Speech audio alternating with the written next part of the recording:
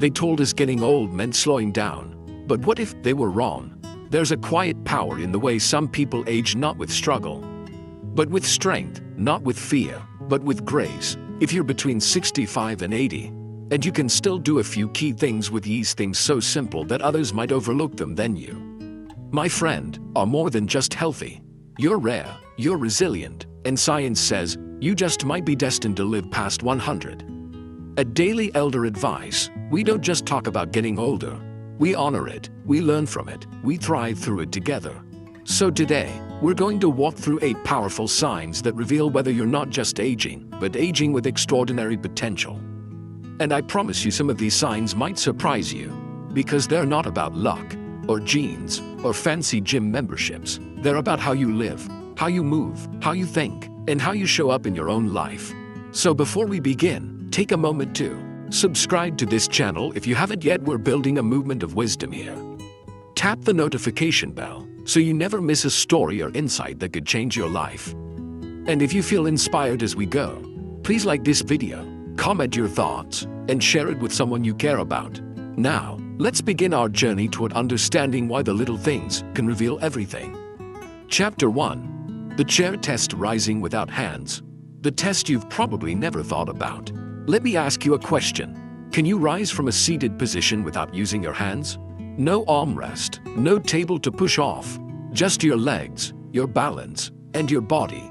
If your answer is yes, then you've already passed one of the most powerful predictors of longevity, and you probably didn't even realize it. Most people think aging is measured by how many medications you take, or how many gray hairs you count, but science shows us something different. One of the best indicators of healthy aging is how we move, especially when no one's watching.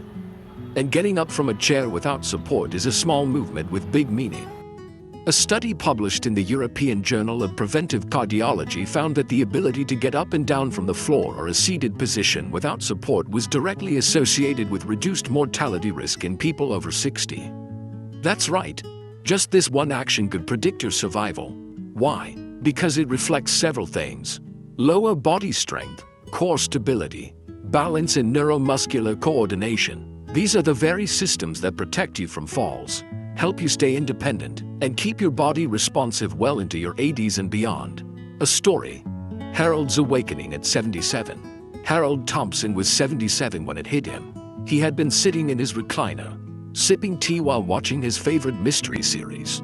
When he tried to stand, he realized he had to push himself up with both hands, not once, but twice. He chuckled it off. Just a slow day, he thought, but it kept happening. Eventually, Harold visited his doctor, who gently said, "Your legs are speaking." "Harold, are you listening?" That phrase stuck with him. He didn't want to lose the small freedoms that defined his independence: getting in and out of his car, climbing stairs, standing up to greet a guest. So Harold started a simple routine: standing up from a chair 10 times in a row, twice a day, adding light squats while holding onto his kitchen counter, walking in place during commercial breaks. Within 4 months, he was rising from that recliner effortlessly again. But more than that, he felt pride, the kind that only comes when you fight for your freedom and win. What this means for you: if you can still stand up without your hands, here's what it means. Your leg muscles are still strong enough to carry your body weight. Your core is still engaged, helping you balance. Your nerves and brain are working in coordination, signaling aging hasn't dulled your internal communication. And if you can't do it today, don't worry. This is one of the most retrainable abilities at any age. Try this at home. The chair challenge. Here's a simple way to test yourself. Sit in a sturdy chair with no armrests. Cross your arms over your chest. Try to stand up without swinging your body forward or using momentum. Can you do it easily? That's a sign of health. Struggle a bit? That's a sign of where to begin. A chair, a choice, and a chance to begin again. To rise from a chair without using your hands seems like such a small thing, something you've done thousands of times without even thinking. But when you reach a certain age, that motion becomes more than just physical. It becomes symbolic. It becomes a question. Can I still lift myself without support? Without strain? Without fear? If the answer is yes, then you hold in your body something profoundly powerful: strength, balance, coordination, and most of all, self-reliance. You are showing yourself that you still own the right to rise on your own terms. And if the answer today is no, don't despair. This isn't a moment to surrender, it's a moment to begin again. Because strength is not something we either have or don't. It's something we practice, something we grow back into. The simple act of standing tall without help isn't just a movement, it's a quiet promise to yourself. I may be aging, but I will not let that define how I move through the world. Chapter 2. The Pace of Life: Why Walking Speed is a Window into Your Longevity. More than a walk, it's a clue about how you're aging. Take a moment to think back to the last time you walked through your neighborhood, or crossed the parking lot to the grocery store. Did you stroll slowly, looking for something to lean on, or did you walk with purpose? With rhythm, with breath that stayed steady? If you're between 65 and 80 and can still walk at a brisk pace without getting winded, you're not just mobile, you're vital. You're aging in a way that quietly sets you apart from the majority of your peers. Most people don't realize this, but your walking speed is a clinical marker of how well you're aging. Doctors even use it in hospitals to predict surgical outcomes, assess fall risk, and estimate life expectancy in older adults. It's not a competition, it's a reflection of how your heart, lungs, muscles, and brain are still working together. Numerous studies, including one published in JAMA, Journal of the American Medical Association, have shown that walking speed is directly associated with lifespan. In one analysis of over 34,000 older adults, researchers found that for every 0.1 meter per second increase in walking speed, the risk of mortality decreased significantly. Why does speed matter? Because walking briskly requires strong cardiovascular output. Your heart must pump efficiently. Healthy lung function. Your body needs oxygen delivery without strain. Muscle endurance, especially in your calves, thighs, and hips. Neurological coordination. Your brain must signal your body smoothly and quickly. When all these systems work together, it means your internal aging clock is slower than average, and that's incredibly good news. The story of William, 74, a return to purposeful steps. William was 74 when he noticed something was off. He'd been active most of his life, walking to the market, tending to his small garden, even volunteering as a crossing guard. But slowly, without realizing it, his pace had changed. It wasn't pain, it wasn't a limp, it was something quieter. His walks took longer, his breath got shorter, and most painfully, he started avoiding stairs, choosing the elevator just to be safe. One morning, while walking with his granddaughter to school, he realized she kept stopping to wait for him. "Are you okay, Grandpa?" she asked gently. That was the moment, the wake-up call. The flicker of urgency in her voice cracked something open in him. He didn't want to be left behind, not in steps, not in spirit. So William started walking again, not just casually but with intention. He timed short routes. He set tiny goals: an extra 10 meters, a minute faster. He focused on posture, breathing through his nose, tightening his core. 3 months later, he was leading the way, not following behind. Why this matters for you? If you're still walking at a strong, steady pace, here's what it tells us. Your cardiovascular system is functioning well, no signs of early decline. Your muscles and joints are cooperating with stability and rhythm. Your balance and brain coordination are sharp enough to handle movement and momentum. Most importantly, your confidence in motion hasn't faded, and confidence is what prevents the cycle of inactivity and decline. On the other hand, if walking has become slower, more tiring, or something you now avoid, it's not too late to reclaim it. Try this at home. The elevator test. Here's a simple way to test your walking endurance. Walk 10 feet at your normal pace. Then immediately walk another 10 feet as if trying to catch an elevator door before it closes. How do you feel at the end? Winded, balanced, energized? If you can move briskly without shortness of breath, that's a sign your systems are resilient. If it's hard, that's not a verdict, it's a signal. One that says, start here. The pace you choose is the life you create. There is something majestic about walking with rhythm, the natural swing of your arms, the steady beat of your feet on the pavement, the breath that comes and goes without struggle.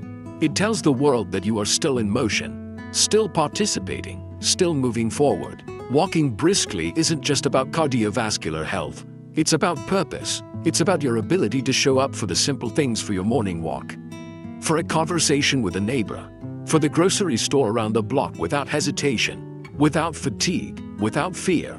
If you still have this ability, you are carrying the torch of vitality not in marathons, but in the everyday elegance of motion. And if your pace has slowed, it's not the end, it's a beginning. One more lap around the garden, one more block this week than last, one more breath, deeper than before. Because walking, my friend, is life in motion, and the fact that you're still walking, still choosing to walk, means your life is not just continuing. It's unfolding. Chapter 3. The Balance Test. Stand tall. Stay strong. 1 foot, 10 seconds. A lifetime of meaning. Stand on 1 foot. Hold for 10 seconds. Sounds easy, right? And yet, this simple act, often overlooked, is one of the strongest indicators of longevity. Brain health and physical coordination in older adults. Most people don't notice when their balance begins to fade. It happens subtly: a slight wobble when putting on a shoe, the need to grab the counter while brushing your teeth, a quiet fear of falling while walking across uneven ground.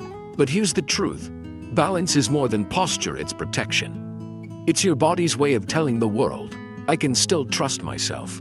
If you're between 65 and 80 and can balance on 1 foot for 10 seconds or more, research shows your chances of living longer and living well are significantly higher than average. Let's dig into why that matters so much. In 2022, a major study published in the British Journal of Sports Medicine followed over 1,700 people aged 51 to 75. The researchers found that those unable to balance on 1 foot for 10 seconds had nearly double the risk of dying in the next 10 years, even after accounting for age, weight, and medical history. Why? Because balance isn't just about the feet. To stand on 1 foot, your brain, inner ear, eyes, joints, and muscles must communicate perfectly in milliseconds. It's a real-time symphony of coordination. Your nervous system tells you where you are in space, proprioception. Your core and hips stabilize you. Your vision and inner ear adjust constantly to tiny shifts in weight. When balance fails, it's often a sign that multiple systems are weakening, and that's what makes this ability such a powerful predictor of health. The story of Frank, 76, a sock, a slip, a second chance. Frank was 76 years old, and for the most part, he felt fine. He took daily walks, kept up with the news, and even helped his neighbor fix things around the house. But one morning, as he stood to put on his socks, he tipped sideways. Not a fall, just a stumble, but enough to catch his breath.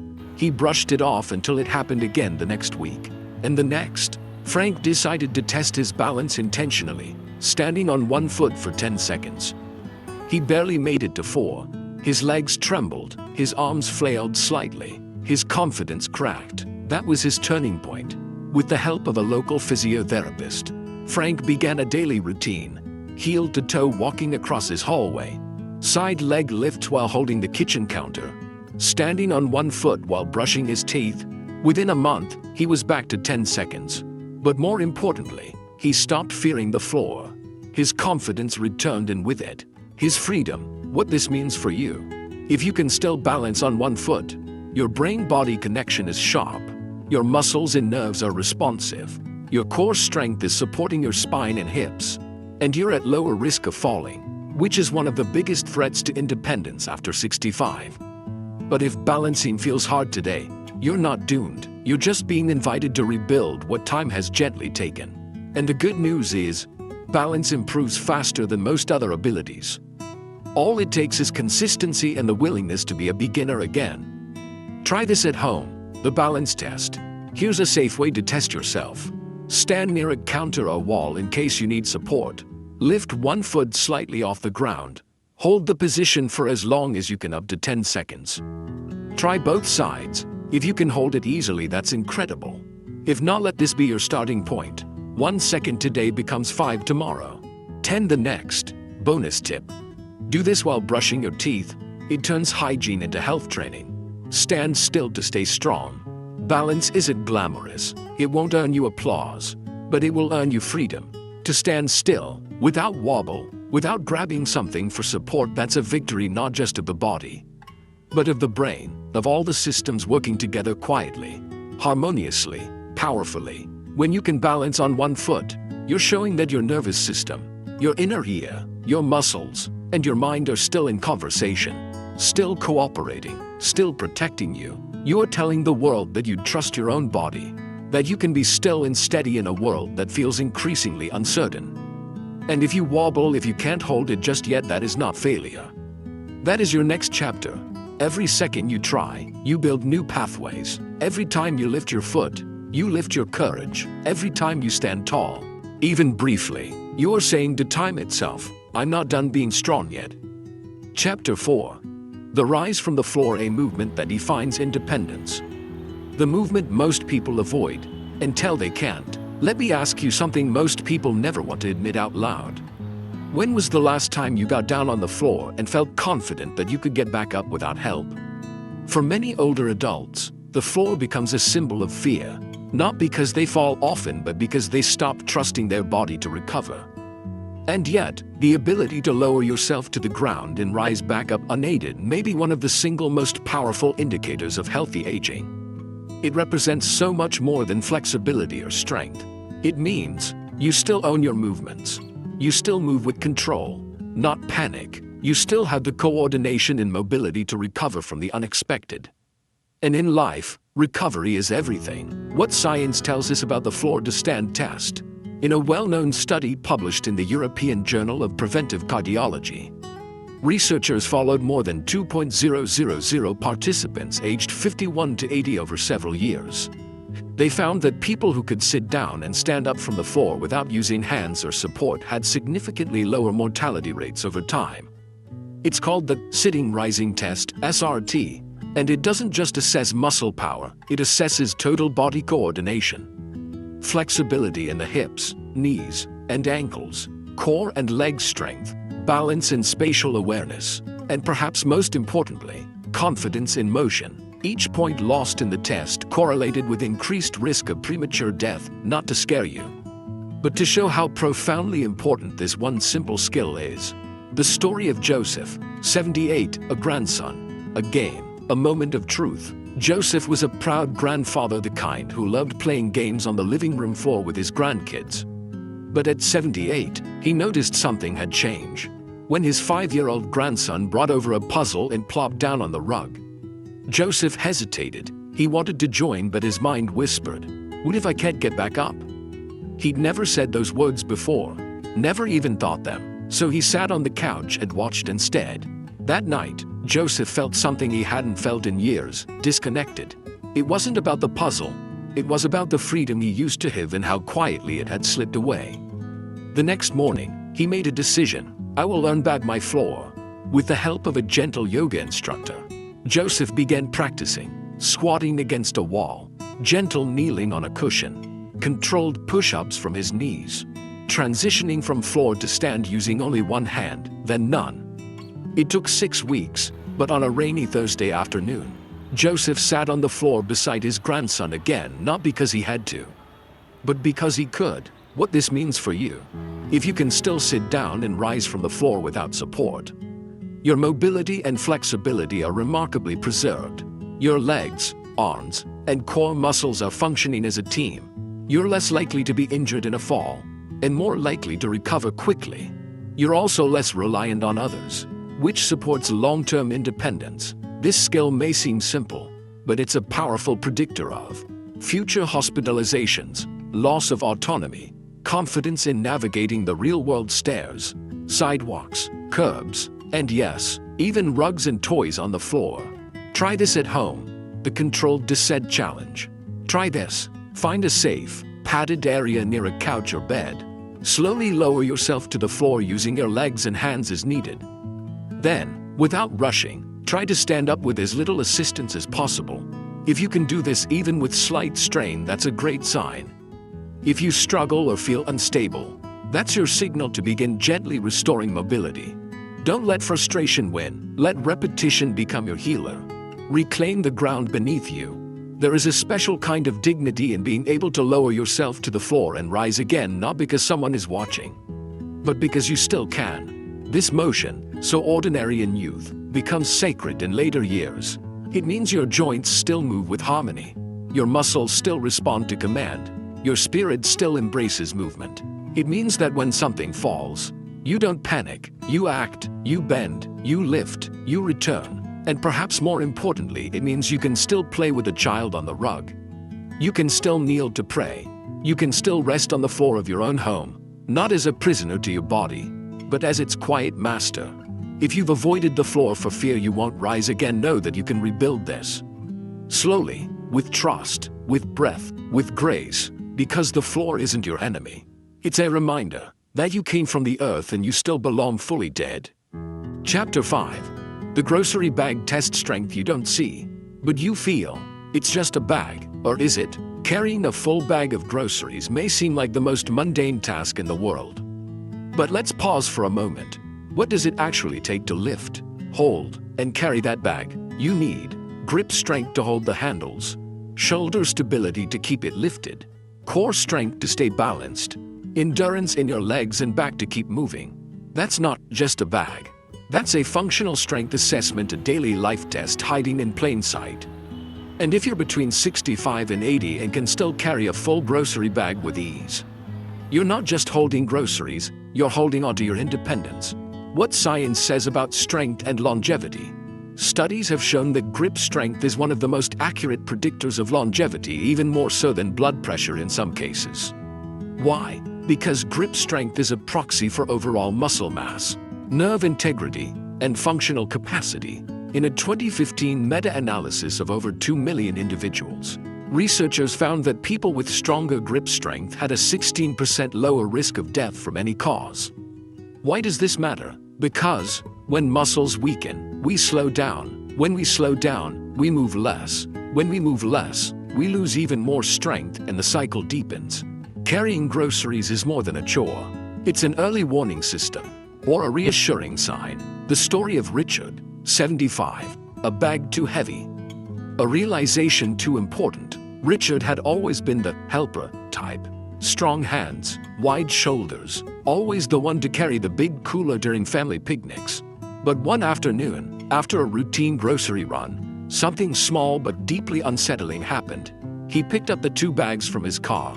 Like always, but halfway up the steps, he had to stop. His arms were shaking, his breath caught, his mind raced. He wasn't in pain, he was surprised and a little embarrassed. That evening, he sat quietly at his kitchen table and whispered to himself, "When did I get this weak?" But rather than sink into shame, Richard made a decision. I will not lose the strength to carry my own life. The next day, he began a home routine. Light hand weights while seated, squeezing a tennis ball each morning, push-ups against the countertop, lifting water jugs slowly, consistently. In just 6 weeks, something shifted. He no longer feared the stairs. He carried his groceries with confidence again. And perhaps most importantly, he carried himself differently. What this means for you: if you can carry a full grocery bag, your muscles are still active, especially in the arms, shoulders, and upper back. Your nervous system is responsive, coordinating grip and movement. Your core is engaged, preventing imbalance or falls. You have enough endurance to complete real-world tasks on your own. But if carrying items has become difficult, or even something you subconsciously avoid, it's time to listen. Not with fear, with curiosity, because strength isn't something we keep passively. It's something we renew daily or slowly lose. Try this at home, the bag challenge. Try this. Fill a standard reusable grocery bag with moderate weight, some fruits, milk, or canned items. Pick it up with one hand and walk across your home. Switch hands and repeat. Ask yourself, was your grip steady? Did your shoulder or back tighten? Did you feel like stopping halfway? If you can complete the walk with confidence, you're stronger than most your age. If you struggle, don't panic. That's your starting line. Begin with light dumbbells, resistance bands, kitchen counter push-ups, or even lifting water bottles slowly. 5 minutes a day. The weight you carry tells a story. To carry your own groceries may not sound heroic, but to those who have known weakness, it is. That bag in your hand, it isn't just food, it's freedom. It's the ability to meet your needs without having to ask. It's the weight of your independence and the quiet pride that comes from still being able to bear it. Grip strength, shoulder stability, the coordination of steps all come together to say, I've still got this. Not because you're trying to prove anything, but because living independently is still your way of life. If you struggle with weight now, let this not be the reason to give up but the reason to begin again. Because strength is not about lifting what others can't. It's about lifting what you still need, what you still value, what you still want to carry through the world on your own terms. Chapter 6. The Stairway Test: Rising Above Limits. A test that happens in silence. There's something humbling about a staircase. It doesn't ask much, just a few steps, one after another. But if you've ever reached the top breathless, knees aching, or with a quiet sigh of relief, you know that stairs don't lie. They reveal things others can't. How your heart is functioning, whether your lungs can keep up, if your legs can still lift you, not just forward, but upward. If you're between 65 and 80 and can still climb a flight of stairs without stopping, you are not just aging well. You are preserving the engine that powers everything else, your endurance. Climbing stairs activates nearly every major system in your body. Cardiovascular system. Your heart must pump faster to circulate blood and oxygen. Pulmonary system. Your lungs must expand efficiently for breath. Musculoskeletal system. Your glutes, thighs, calves, and even your arms engage. Neurological system. Balance, foot placement, depth perception all at once. Doctors often use stair climbing as a quick functional test. In fact, in hospitals, there's something called the 4-flight test. If a patient can climb 4 flights of stairs without stopping, they're often cleared for surgery without further testing. Why? Because stair endurance reflects overall resilience. The story of George, 73, a friend's house and a hidden truth. George always avoided stairs. He'd chalk it up to saving energy or bad knees. But deep down, he knew it was more than that. He just didn't want to feel defeated halfway up. One weekend, George visited a longtime friend's house. The living room was upstairs. There was no elevator, no handrail, just 15 wooden steps and silence. Halfway up, he stopped. His legs felt like weights. His breath grew short. He smiled at his friend and said, "Give me a second." It wasn't embarrassment, it was reality. He had slowed more than he realized. That night, George made a promise to himself. "I will meet those stairs again on my terms." He began with walking in place for 5 minutes a day, step-ups on a low stair, breathing exercises to improve lung capacity, leg presses using resistance bands. By month 3, George wasn't just climbing stairs, he was walking up them with quiet power. What this means for you: if you can still climb stairs without needing to stop, here's what that tells us. Your heart is strong enough to handle physical stress. Your lungs are oxygenating your body efficiently. Your lower body muscles still have enough endurance and control. You are capable of facing elevation, physical and metaphorical, without fear. But if stairs leave you winded or hesitant, don't treat that as defeat. Treat it as feedback. Your body is whispering, "Train me gently, but now." Because losing the ability to climb stairs isn't just about mobility, it's about shrinking your world. You avoid houses, events, parks, and opportunities, not because you don't want them, but because they're uphill. And life isn't flat. Try this at home. The 10-step climb test. Here's a gentle challenge. Find a staircase with at least 10 steps. Walk up at a steady, comfortable pace. Observe how you feel at the top. Are you winded? Are your legs shaky? Can you talk easily? If you can reach the top without stopping or gasping, you're doing remarkably well. If you pause halfway, that's not failure. That's where you begin. Daily practice ideas. Walking uphill outdoors. Leg lifts to strengthen the thighs. Controlled breathing during movement. Using your stairs once a day is training, not a test. Climb while you still can, and so that you still can. A staircase is not just a physical structure. It's a metaphor for life. And if you can still climb one without pausing, without clutching your chest or your knees, then you are still moving upward, not just in motion, but in momentum. Each step you take with breath steady, legs lifting, body balanced is a reminder that your engine still works. Your will still burns, your journey is still rising. But if stairs have become your quiet enemy, let this be your quiet revolution. Start with 1 step, then 2, then a full flight. Because to climb is to believe in elevation, in direction, in the simple and profound truth that the second story of life is still waiting for you, and you can still reach it. Chapter 7. The memory test. When your mind remembers, your life remains yours. Memory is more than recall. It's identity. There are few things more precious and more vulnerable as we age than our memory. Because memory isn't just about remembering someone's name, what you had for lunch, or where you put your glasses. It's about something far deeper. Memory is your narrative, the thread that holds together your past, your present, and your hope for the future. If you're between 65 and 80 and can still clearly recall recent conversations, recognize familiar faces, and manage day-to-day details without strain, then you are holding on to something most sacred, the continuity of self. You are not just healthy, you are mentally present, and that presence is one of the greatest indicators of a long, meaningful life. Cognitive sharpness predicts longevity. Multiple studies have shown that cognitive function is as predictive of longevity as physical strength. In particular, seniors with high memory recall tend to have better physical health. Sharp cognition correlates with lower risk of falls, hospitalizations, and dependency. Good memory often reflects healthy blood flow, low inflammation, and strong nervous system function. In other words, if your mind is still alert, your body is likely doing better than you think. And cognitive decline, while more common with age, is not inevitable. The story of Paul, 79, the mind that stayed young. Paul was 79 and still had a sparkle in his eye.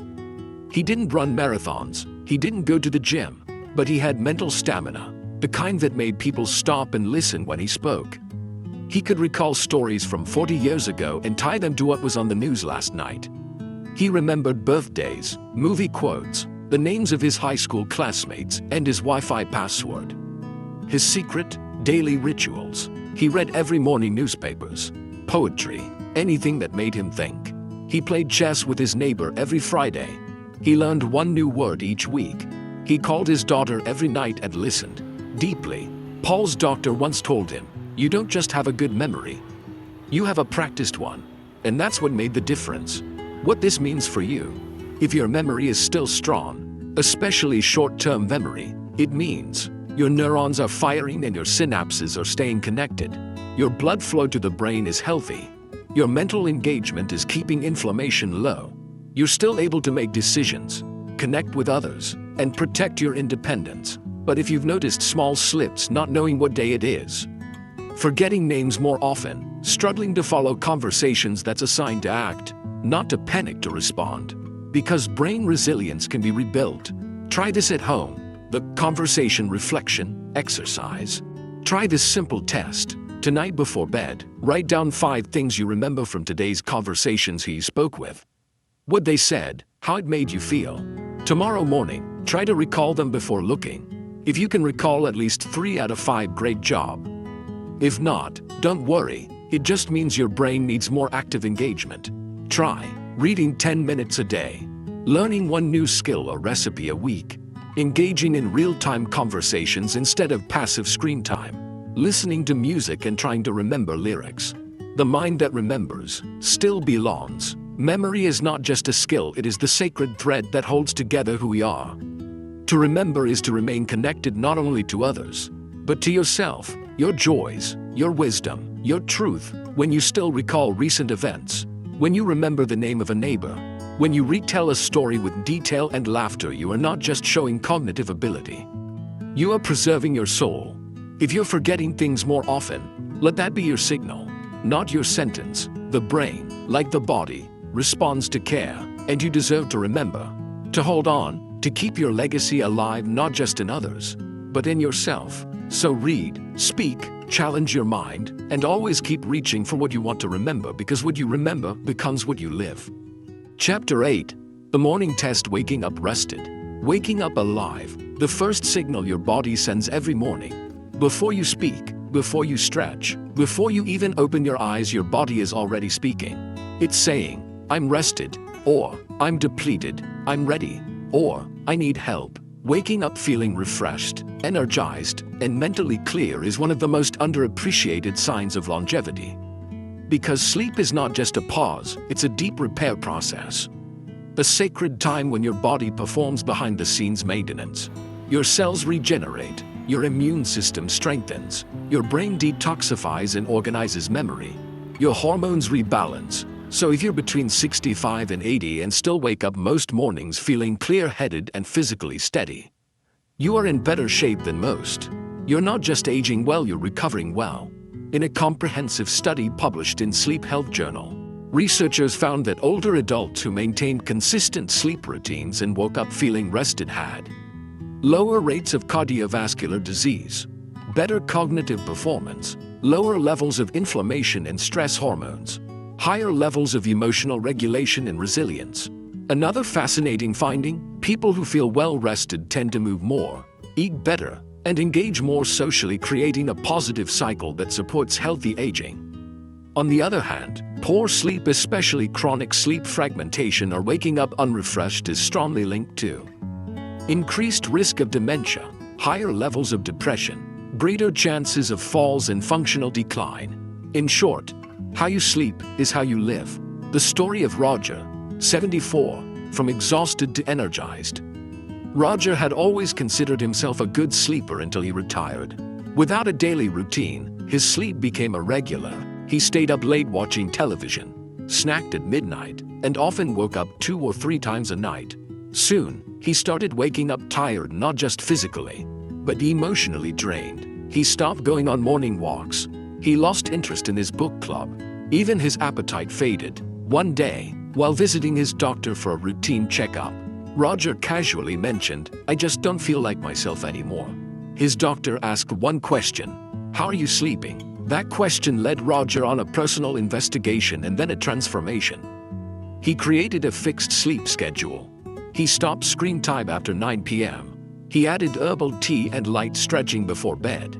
He dimmed lights at sunset to trigger melatonin naturally. After 3 weeks, he noticed something subtle but powerful. He felt like himself again. Mornings were no longer a chore, they were an invitation. What this means for you: if you consistently wake up feeling rested, mentally clear, physically refreshed, eager for the day ahead, then your body's most essential systems are functioning well. Your circadian rhythm is intact. Your nervous system is calm and regulated.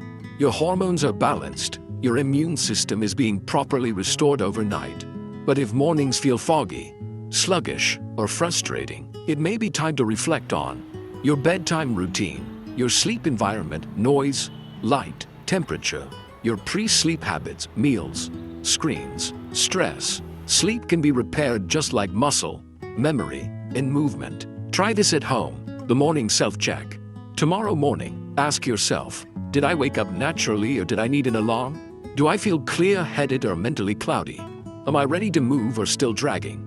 If you answer positively to at least 2 of those questions, your sleep is likely supporting your health. If not, you don't need sleeping pills. You need sleep practice. Try a consistent sleep-wake schedule. Eliminating screens 1 hour before bed. Keeping your bedroom dark, cool, and quiet. Writing down your worries before bed to reduce racing thoughts. Waking up is a miracle, not a habit. How you wake up tells the deepest story of how you've been living. To open your eyes feeling clear, calm, and steady, that is no small thing. That is the sign of a body that has spent the night healing.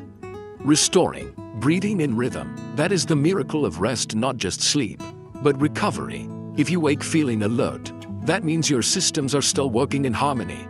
Your heart, your brain, your hormones, they're still listening to each other, still serving you. And if your mornings are foggy, heavy, or joyless, then perhaps it's time to honor your evenings, to quiet the noise, to prepare for the gift that morning can be. Because every new dawn is a new invitation. And waking up with strength is not luck. It's a signal that your body still believes in tomorrow, that your soul is still ready for more. After everything we've explored together, from rising out of a chair to remembering conversations, from balancing on one foot to waking up refreshed, one truth becomes clear. Longevity isn't about giant leaps. It's about the quiet power of still being able to do the small things with strength, with clarity, with presence. You are not just aging, you are becoming more aware of your body, more attuned to your breath, more connected to your days.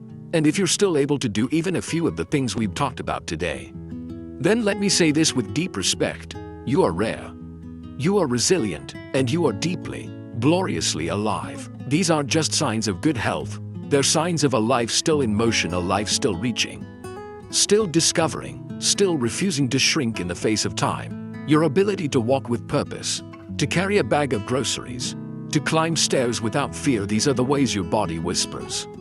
I'm still here, I still belong. And if there are things you struggle with now, know this, it's not too late. Strength can be rebuilt, memory can be sharpened, confidence can return. You're not starting from scratch, you're starting from experience. So, if this video moved you, inspired you, or even just reminded you of your quiet inner power, I invite you from the heart to subscribe to Daily Elder Advice. This channel is your home for wisdom, wellness, and the stories that remind us all, aging is at the end. It's another beginning. Please like this video if it meant something to you. Leave a comment and share what you've learned or what you're working on. And most of all, share this message with someone you love, because when we lift each other up, we don't just live longer, we live better. Until next time, may your steps be steady, your mornings peaceful, and your heart full of quiet courage. You are aging with strength, you are aging with grace, and most importantly, you are not done yet.